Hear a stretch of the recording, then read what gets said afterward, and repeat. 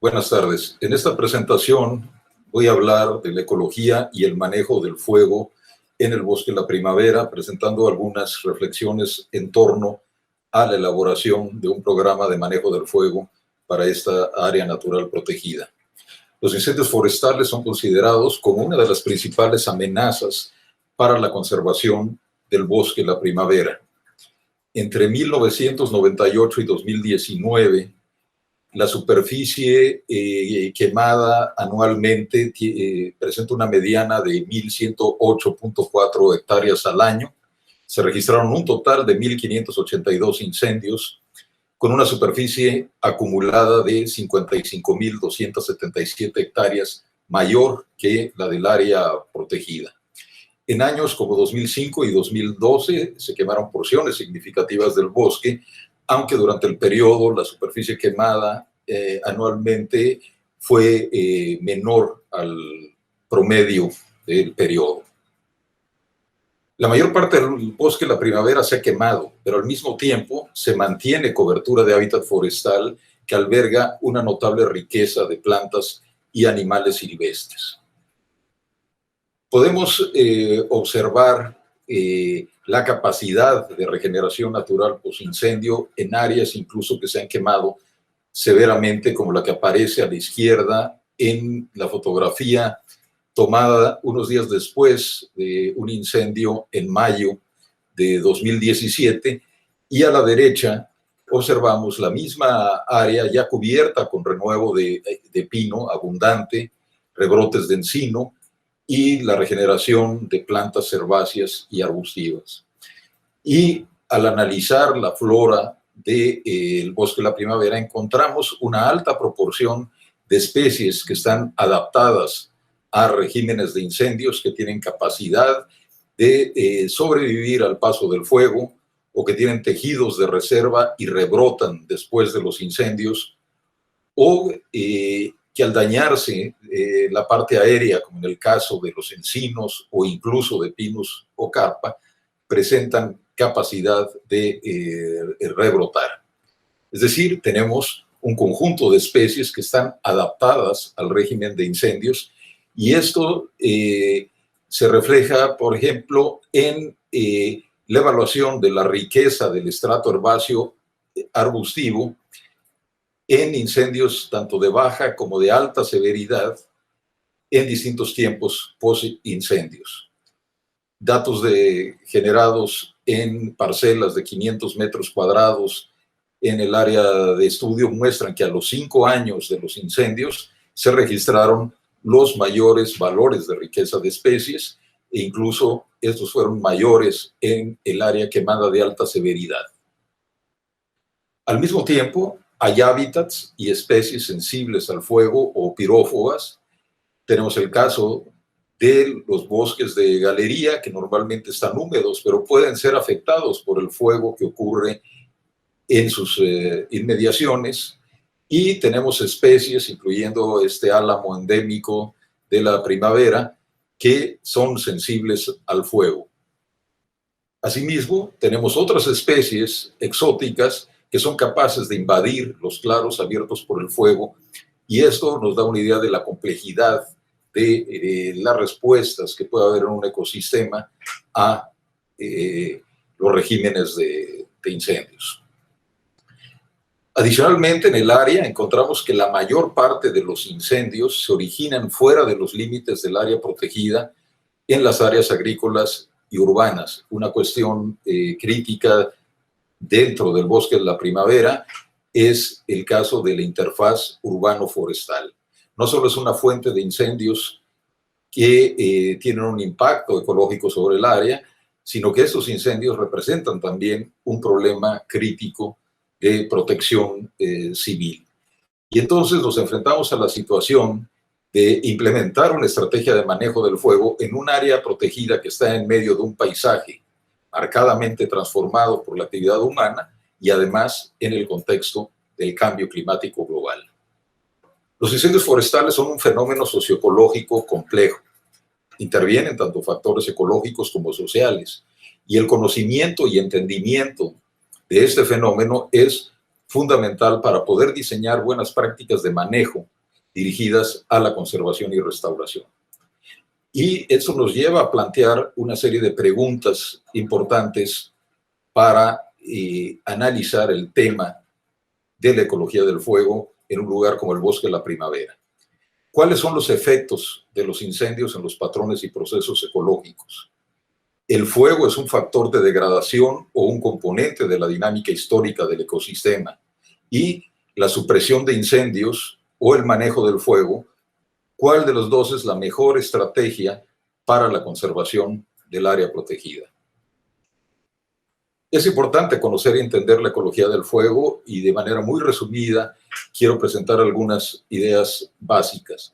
La primera de ellas es que necesitamos entender que el fuego es un fenómeno común en la biosfera. Las plantas terrestres, a través de la fotosíntesis, producen dos de los lados del triángulo del fuego. Producen la biomasa combustible, que es el material que alimenta al fuego, y producen oxígeno que interviene en la reacción de combustión.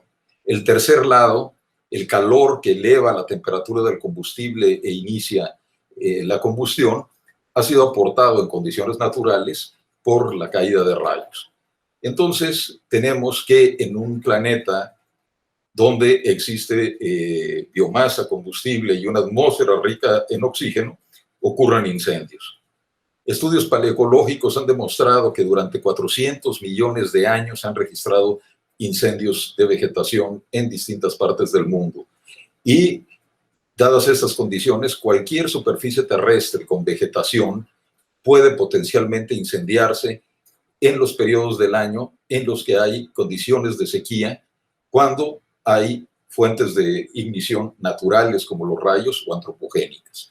Esto quiere decir que no podemos eliminar el fuego y que tenemos que aprender a convivir con él como lo hicieron nuestros ancestros.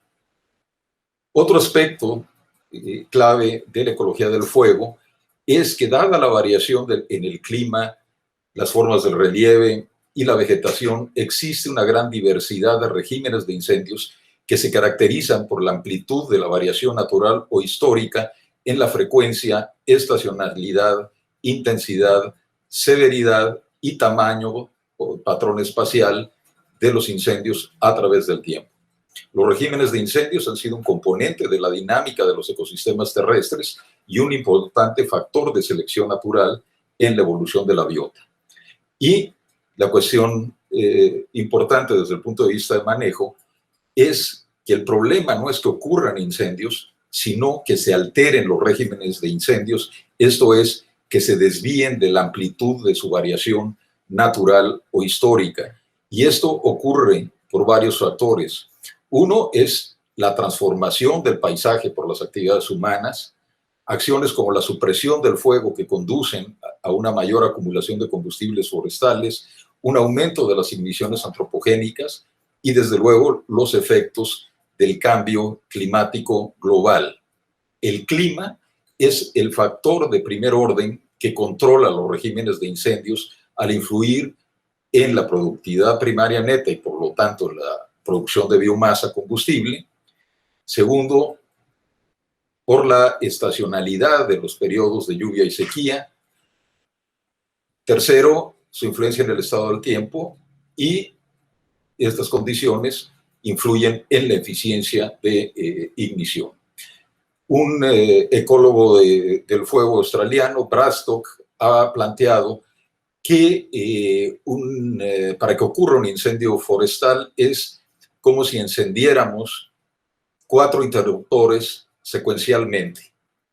Primero debe de haber biomasa, esto es el combustible potencial que en el Bosque de la Primavera está representado por los bosques de encino y pino y las formaciones sabanoides dominadas por pastos con árboles y arbustos dispersos. Segundo, esta biomasa o parte de esta biomasa debe estar seca, es decir, debe haber combustible disponible para encenderse y mantener la combustión, y esto está relacionado con una estación seca larga. Tercero, debe de haber condiciones atmosféricas favorables para la propagación del fuego, como temperaturas altas, humedad relativa baja, vientos fuertes. Y cuarto, las igniciones que inician el incendio, siempre y cuando se cumplan las tres condiciones anteriores. Y en este caso, hay una alta frecuencia de igniciones en terrenos agrícolas y urbanos circundantes al bosque en la primavera. Una cuestión importante es que las intervenciones de manejo solo pueden realizarse sobre los interruptores 1 y 4, modificando el complejo de combustibles a través de intervenciones de manejo y controlando las fuentes de ignición antropogénicas. Evaluamos estos interruptores de los incendios forestales como parte del estudio de diagnóstico para el programa de manejo del fuego de la primavera. Lo que vemos en la diapositiva son distintas camas de combustible, esto es, unidades de paisaje que representan ambientes de combustión y que relacionamos con modelos de comportamiento de incendios superficiales. Los gráficos muestran arriba la longitud de las llamas y abajo la velocidad de propagación esperada en distintas condiciones de inclinación de la pendiente, considerando condiciones estandarizadas del estado del tiempo. Podemos ver que la mayor longitud de las llamas se observa en el modelo de combustibles TU3, que corresponde a los bosques de encino-pino abiertos. Como referencia, longitudes de llama superiores a 1 metro impiden el combate directo del fuego. En cuanto a velocidad de propagación, esta es más rápida en las formaciones sabanoides, en los pastizales que corresponden al modelo GR2 y seguido del TU3, el bosque de encino-pino abierto, y debemos considerar que una velocidad de 10 metros por minuto de propagación del fuego pues es equivalente a la velocidad con la cual puede desplazarse una persona entrenada y en buena condición física, pendiente arriba y cargada del equipo para combatir un incendio. Y eso nos da una idea de las condiciones de comportamiento del fuego que podemos esperar en el bosque de la primavera. Utilizando estos modelos de simulación y mapas de las camas de combustibles y de la geomorfología, generamos un mapa de potencial de incendios superficiales. Trabajamos también con el potencial de incendios de copa y el potencial de consumo de combustibles, pero muestro este mapa del potencial de propagación superficial que nos indica que la mayor parte del área es propensa a incendios cuyo comportamiento puede ser moderado en el 67% de la superficie o alto en el 11%, y aclaro que este potencial de muy bajo a muy alto es considerado en relación también a otros ecosistemas forestales del mundo para fines comparativos. Bueno, prácticamente toda el área tiene un potencial de incendios que es importante.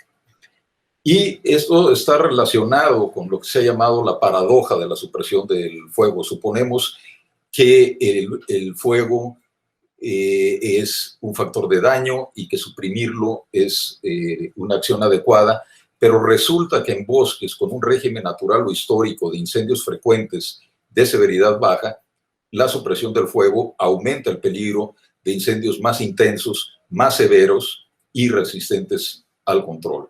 Entonces, en bosques densos, con el tiempo post-incendio, observamos un aumento de la carga de combustibles y el potencial de incendios también aumenta. Aumenta la longitud de las llamas, aumenta la velocidad de propagación. Y una hipótesis, a partir de las observaciones que hemos realizado en el área, es que la supresión del fuego en bosques densos, que conduce a la acumulación de combustibles, genera incendios de mayor severidad y que en muchos casos las áreas abiertas por el fuego dan paso a una vegetación más abierta, dominada por pastos, donde hay mayores probabilidades de nuevas igniciones.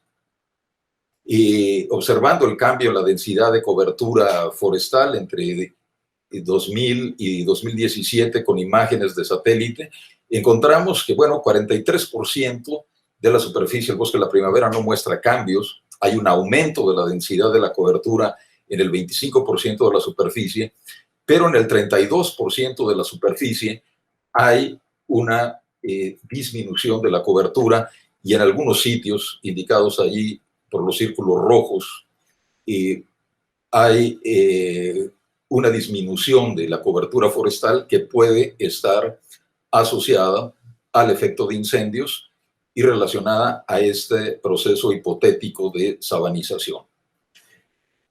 En cuanto a los interruptores 2 y 3, ya decíamos, en el área existe una temporada seca larga, una temporada de déficit de humedad, como se ve en estos diagramas ombrotérmicos, y el estado del tiempo atmosférico durante esa temporada de sequía puede presentar condiciones extremas de altas temperaturas y de humedad relativa baja durante las horas del día. En cuanto al cuarto interruptor, las fuentes de ignición, los registros entre 1998 y 2019, bueno, muestran una alta proporción de la superficie incendiada causada por algo no determinado, se desconoce la causa, pero lo que le sigue en importancia son quemas agropecuarias y quemas de basura, es decir, incendios originados en las zonas agrícolas o en la interfaz urbano-forestal, y también una proporción importante de incendios intencionales. Eso nos da, pues, una idea del contexto en el cual se ha planteado la puesta en marcha de un programa de manejo del fuego del bosque de la primavera que actualmente está en proceso de consulta. El objetivo general de este programa es contribuir a la conservación de los ecosistemas y la biodiversidad del bosque de la primavera a través del manejo del fuego basado en principios y criterios ecológicos. El programa se basa en una serie de líneas de acción estratégicas que incluyen, en primer lugar, la planificación, contar con una estrategia integral de manejo del fuego con un enfoque adaptativo que sirva como marco común para las acciones de colaboración interinstitucional para la gestión del área protegida. Segundo, implementar prácticas de manejo del régimen de incendios, no de supresión del fuego, para conservar el área y para reducir su vulnerabilidad, pensando en un contexto de adaptación al cambio climático. Tercero, la restauración ecológica basada en el conocimiento de procesos ecológicos clave como la regeneración natural y la sucesión. Cuarto, está el tema de protección civil, protección de los pobladores, de los vecinos, de los visitantes y también de los recursos naturales y la infraestructura, y mitigación del riesgo de desastres asociados a los incendios forestales en la interfaz urbano-forestal. Quinto, generar alternativas al uso del fuego en las actividades agropecuarias. Sexto, y esto es muy importante en el contexto de esta reunión, es el papel de la investigación en la generación de conocimiento y en la experimentación como parte fundamental de una estrategia de manejo adaptativo. Séptimo, el fortalecimiento de capacidades para el manejo del fuego. Ocho, contar con una estrategia de comunicación que contribuya al soporte público de la implementación del programa. Y la consolidación de la base institucional de cooperación y participación. Esas condiciones, pues, son necesarias para asegurar la conservación de un área de gran importancia para la regulación ambiental en la zona metropolitana de Guadalajara y emblemática para el estado de Jalisco. Muchas gracias.